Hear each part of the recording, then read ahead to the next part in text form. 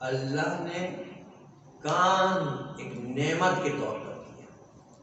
اللہ کہا کہ اچھا ہم نے تمہیں کان تو نعمت مباح کاموں کو سننے کے لیے دیا تھا، تم نے اس کان کو ہماری خلاف استعمال کیا اور گناہوں کے کام میں استعمال کیا. اس لیے آج اس کا مزہ چکھو تو تم نے کان سے ہمارے خلاف گناہوں کا کام کیا.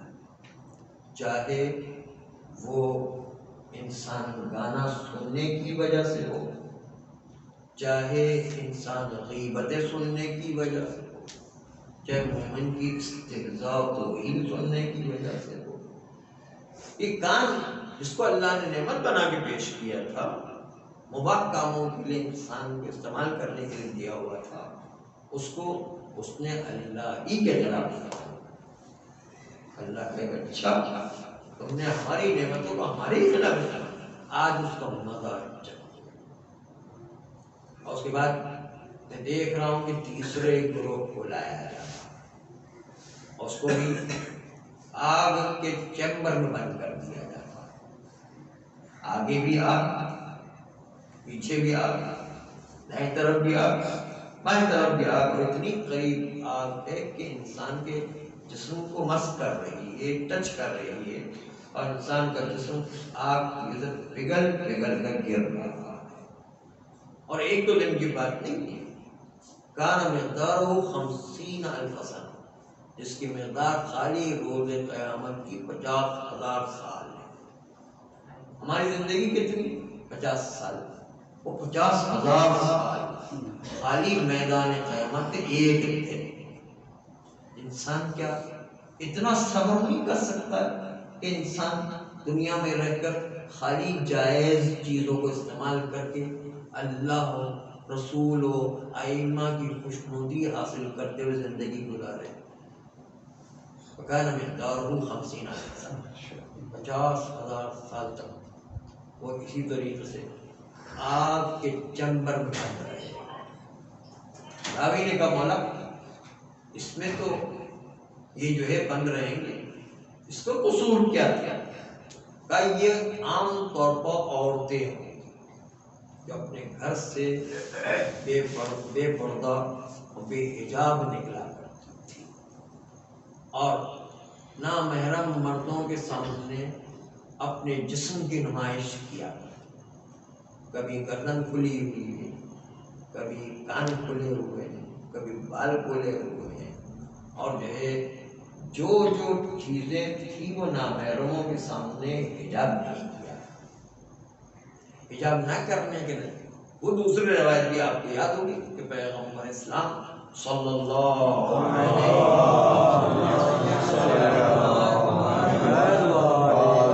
وسلم جب جو ہے آپ نے سنا کہ مولا علی آج شہزادی کے ساتھ پیغمبر کے گھر میں جانے لگے.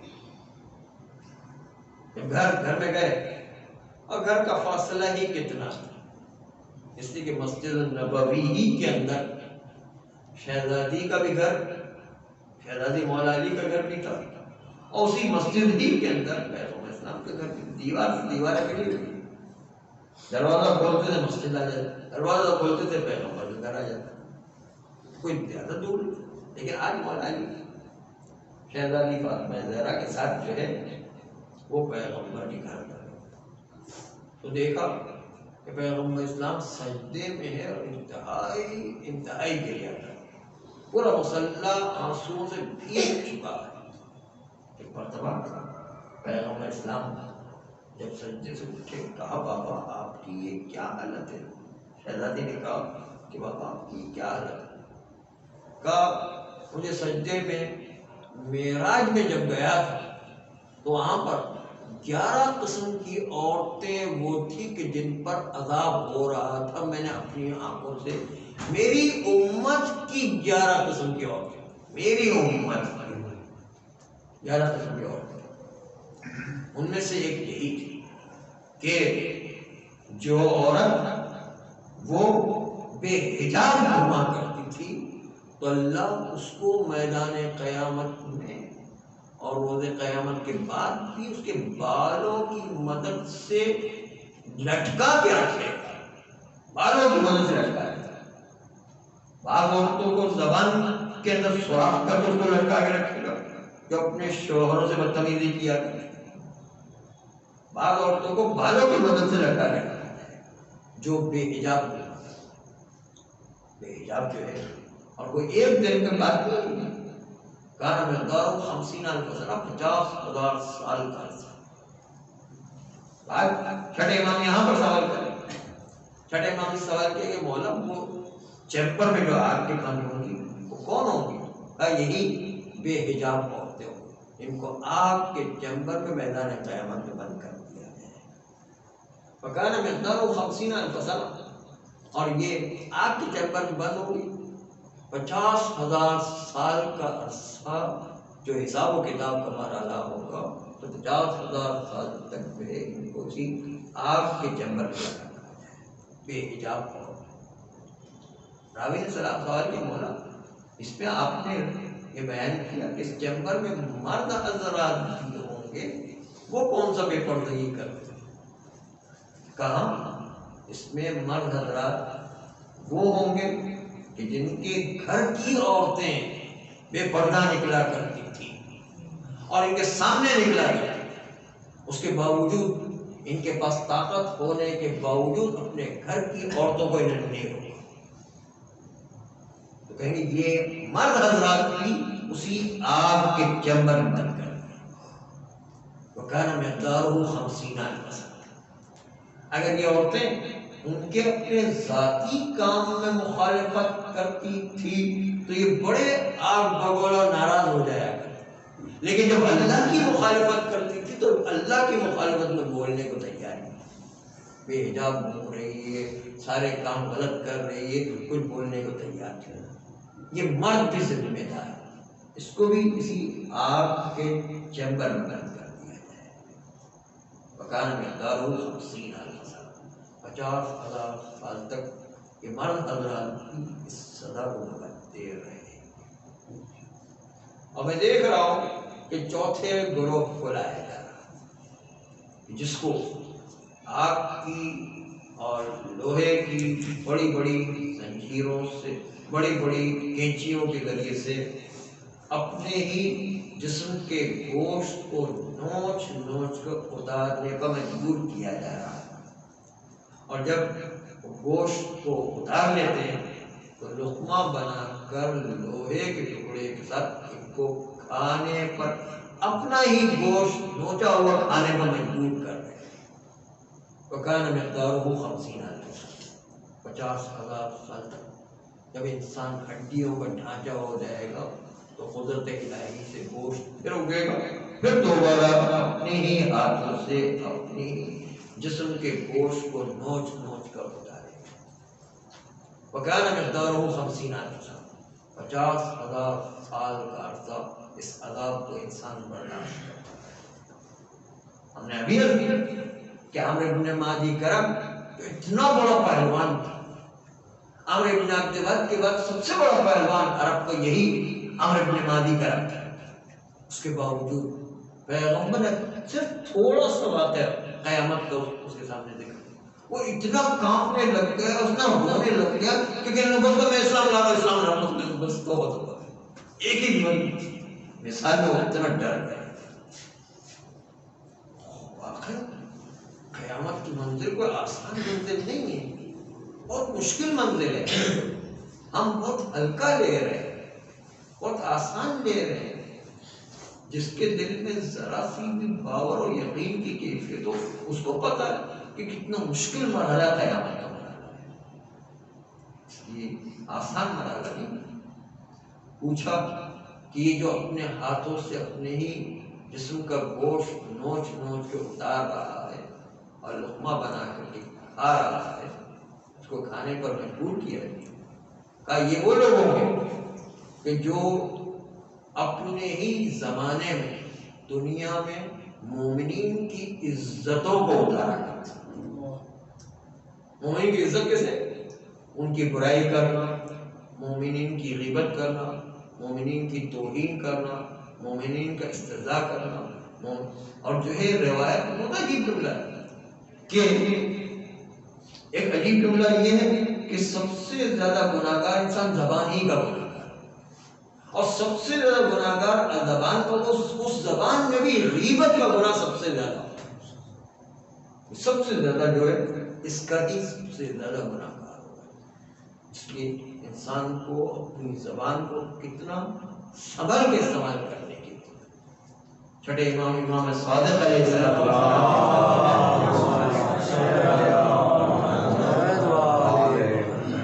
المؤمن ملجم، دو لفظ مومن ملجم، دو لفظ، لیکن اس میں کتنا بڑا پیغام ہے.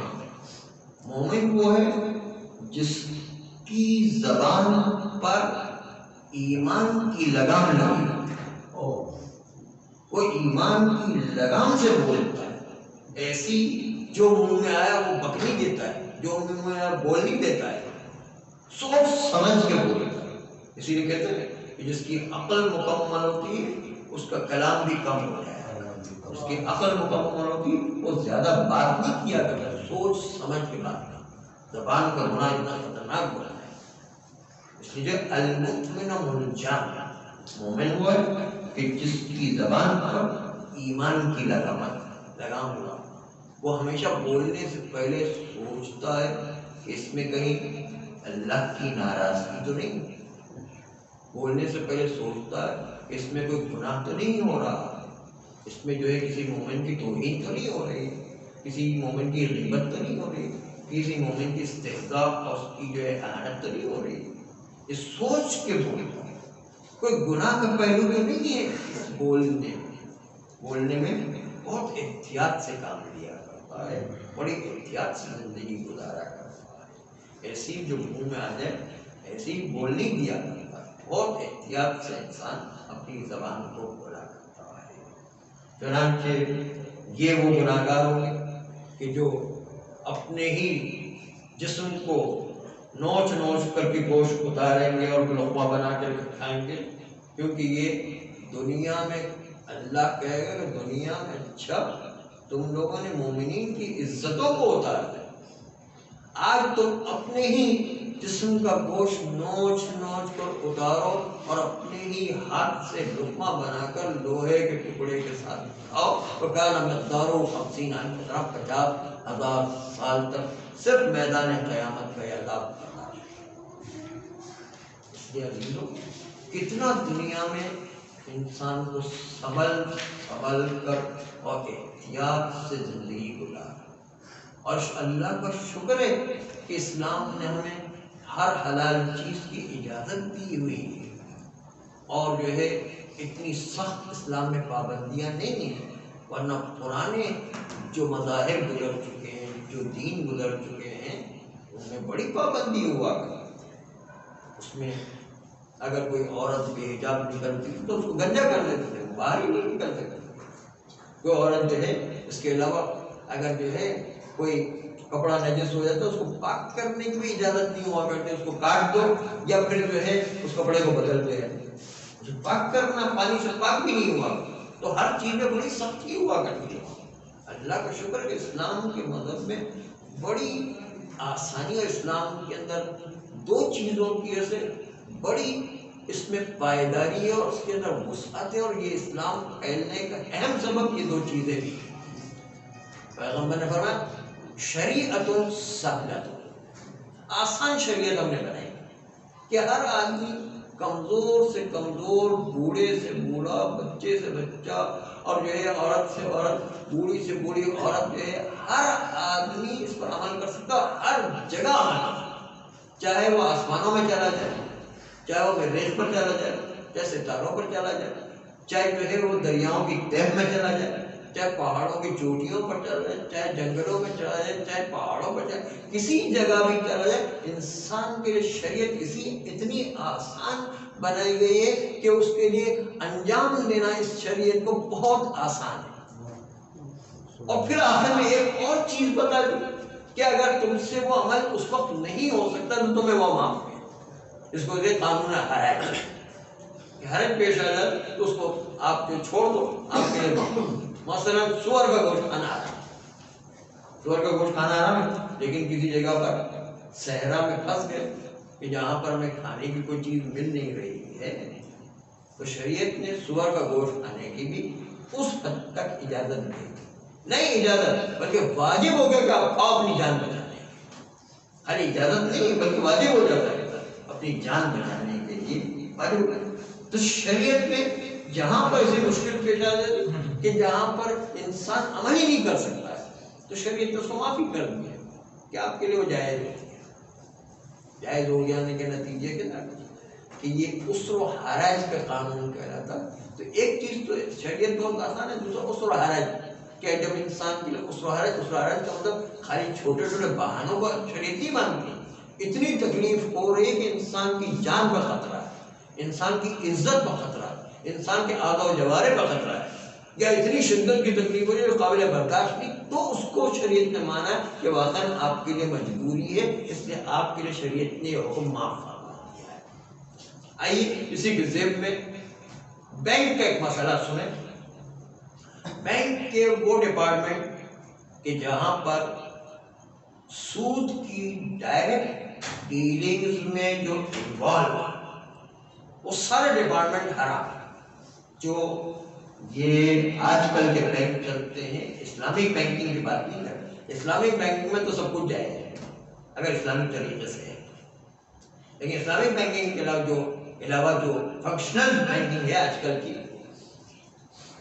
چاہے وہ الحبیب ہو، چاہے یونائٹڈ بینک ہو، چاہے کمرشل ہو، چاہے ایچ پی ایل ہو، کوئی بھی ہو، یہ سب کے اندر وہ ڈپارٹمنٹ کہ جس کے اندر ڈائریکٹ سود کی ڈیلنگز میں جتنے بھی ڈپارٹمنٹ انوالو ہیں سب حرام ڈپارٹمنٹ۔ بینک کی نوکری کو آج کل بہت اچھی نوکری مانا جاتا ہے، لیکن شریعت نے اس ڈپارٹمنٹ کو حرام مانا ہے جہاں پر سود کی ڈائریکٹ ڈیلنگ نہیں ہے۔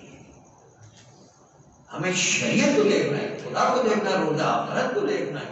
بینک کے اتنی بہترین ایئر کنڈیشن روم میں بیٹھے ہوئے نوکری کر رہے ہیں تو بہت اچھا لگتا ہے، لیکن روزے زحمت اس میں بھی پکڑ ہے، اتنا آسان نہیں ہے بینک میں کام کرنا۔ جو ڈائریکٹ بینک کی سود کی نوکری سے تعلق رکھتا ہے، سود کی نوکری سے کون سے ڈپارٹمنٹ تعلق رکھتے ہیں اور کون سے ڈپارٹمنٹ تعلق نہیں رکھتے؟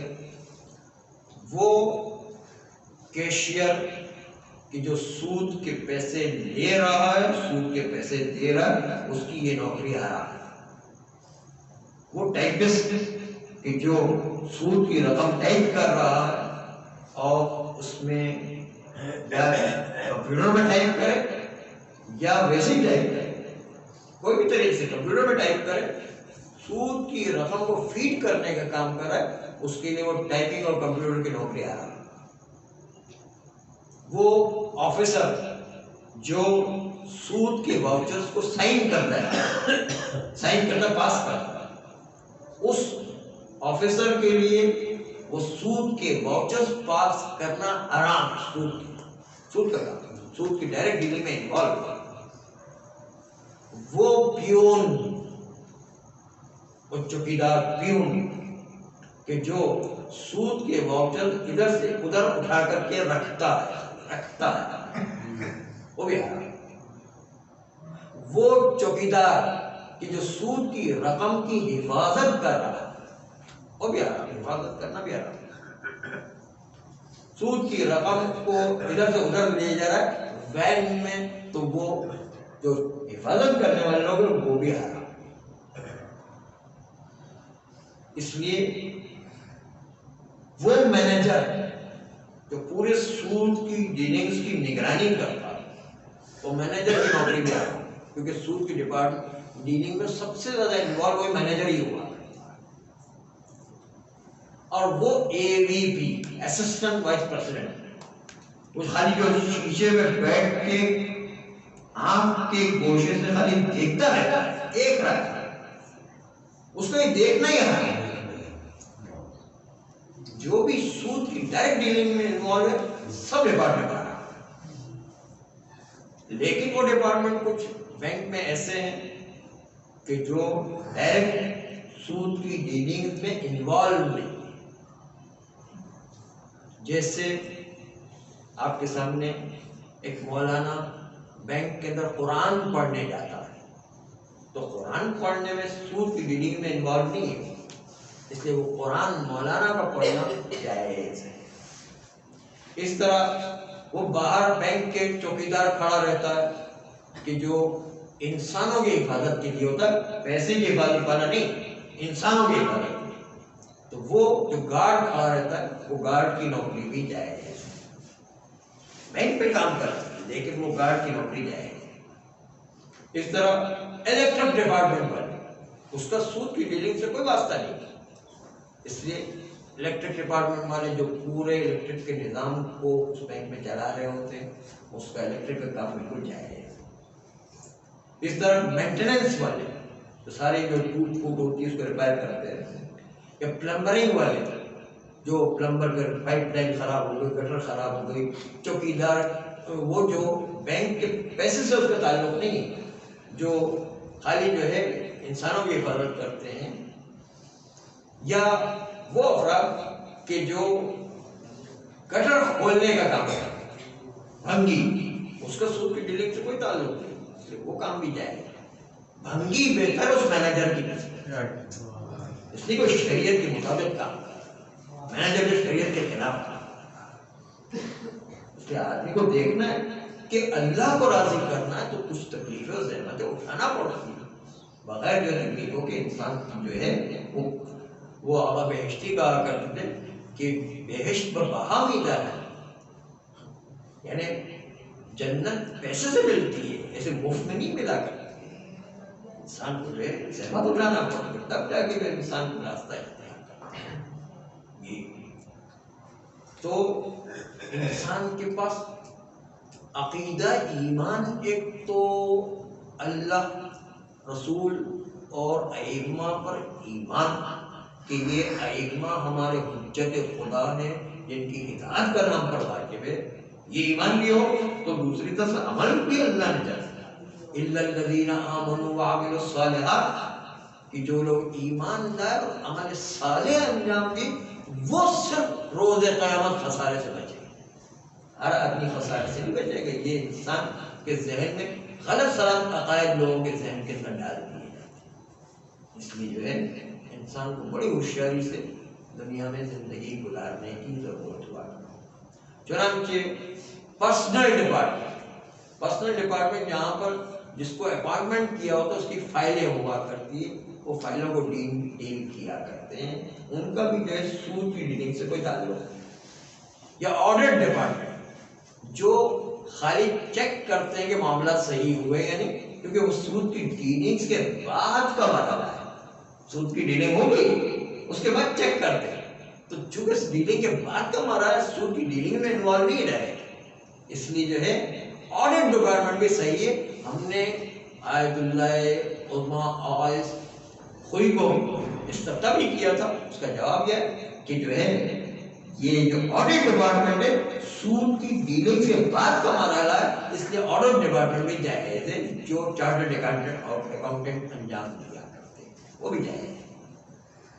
لیکن یہاں دو اہم نقطے ہیں کہ اگر کوئی کہے کہ بھائی سارے لوگ تو پیسے بینک میں جمع کراتے ہیں، بینک سے لیتے دیتے رہتے ہیں، تو ان کے پیسے بھی حرام ہیں، کہتے نہیں وہ حرام نہیں، وہ تو امام زمانہ علیہ السلام آئیں گے وہ بھی وہاں پر رکھوائیں، اس سے کوئی حرام نہیں، نائب امام بھی وہاں رکھوائیں، وہ بھی حرام نہیں ہوا، وہ ڈیل میں انوالو نہیں ہو تو اپنی حفاظت کے لیے پیسے رکھوا رہے ہیں، اور جو ہے بینک اپنے پھر جو ہے اس کے اندر شرعی مسائل جو مختلف مناظر کے مختلف ہیں اس کے ایسے نہیں کرتے۔ جو بینک میں پیسے رکھوانے کے بعد جو سود ملتا ہے اس کا ایک الگ طریقہ ہے، بینک کے اندر نوکری کرنے کا الگ مسئلہ ہے، بینک سے قرضہ اٹھانے کا الگ مسئلہ ہے، ہر ایک کمپنی کا الگ الگ مسئلہ ہے، اس لیے ایک مسئلے کو دوسرے کے ساتھ مخلوط نہ کر دیا جائے۔ چنانچہ بینک میں پیسے رکھانے سے کوئی سود کا مسئلہ نہیں پیدا ہوتا ہے، مگر یہ کہ ہر ایک کو اپنے اپنے مرجع کے فتوے کے اعتبار سے دیکھتے ہیں۔ آغاز خوئی تو کہتے ہیں کہ بینک میں پیسے رکھوائیں، آپ کوئی شرط نہیں کرتے ہیں، آپ کوئی ڈیمانڈ نہیں کرتے ہیں، تو وہ جو بینک اپنی طرف سے پیسے بڑھا کر دیتا ہے، پروفٹ دیتا ہے، وہ آپ کے لیے جائز ہے، بینک کی طرف سے آپ کو گفٹ ملا ہے، آپ کوئی جو اجازت دیتے ہیں۔ آج سیستانی بھی جو ہے وہ کہتے ہیں کہ اگر آپ نے حفاظت کے لیے پیسے رکھوائے، اسلامی اور عوام نے دونوں کا جو فتویٰ ہے کہ جو ہے آپ نے اپنی حفاظت کے لیے پیسے رکھوائے، بڑھا کے پیسے لینے کی نیت نہیں ہے، تو اگر بڑھا کے پیسے لینے کی نیت نہیں ہے تو وہ بھی سود نہیں، وہ آپ پراپرٹی لے سکتے ہیں۔ صرف آپ خمینی کا ایک مسئلہ ہے، وہ کہتے ہیں کہ نہیں، چاہے آپ کی نیت ہو یا نہ ہو، وہ آپ خمینی کہتے ہیں کہ نہیں، وہ بینک سے ملی ہوئی رقم جو زیادہ ملی ہوئی رقم ہے وہ سود ہے، اس کو آپ یوٹیلیٹی بلز میں استعمال کر سکتے ہیں یا اپنے رشتہ داروں کو دے سکتے ہیں جو یوٹیلیٹی بلز میں استعمال کر، گورنمنٹ کی چیزوں میں استعمال کریں، باقی جو ہے اسے اپنے ذاتی خرچوں میں استعمال نہیں کر سکتے ہیں۔ تو ہر ایک کا اپنا اپنا مسئلہ ہوا کرتا ہے۔ خلاصہ سود اتنا خطرناک مسئلہ ہے کہ سورہ بقرہ کی آخری آیتوں میں کہ سود کا ایک درہم کھانا ایسا ہے جسے خدا اور رسول سے جنگ کرنے کی گارنٹی ہے۔ بینک کی نوکری دیکھنے میں بڑی اچھی ہے لیکن اندر سے زہر بھرا ہوا ہے، وہ دیتا ہے پھنس جائے گا، کیا کرے گا، کیسے نکلے گا؟ اس لیے بہت احتیاط سے چلنے کی ضرورت ہوا کرتی ہے۔ پروردگار عالم ہم سب کو ان سارے عذابوں سے محفوظ فرمائے، ہمارے گناہ کبیرہ اور صغیرہ کو معاف فرمائے، آئندہ بھی گناہوں سے بچنے کی توفیق عطا فرمائے، نسلاً بعد نسل ایسی اولاد عطا فرمائے جو روز قیامت تک امام زمانہ علیہ السلام کے سچے سپاہی فرمائے، ان کے آباء و انصار میں شامل کر کے جان شہادت ان اللہ وملائکتہ یصلون علی النبی یا ایھا الذین آمنوا صلوا علیہ وسلموا تسلیما۔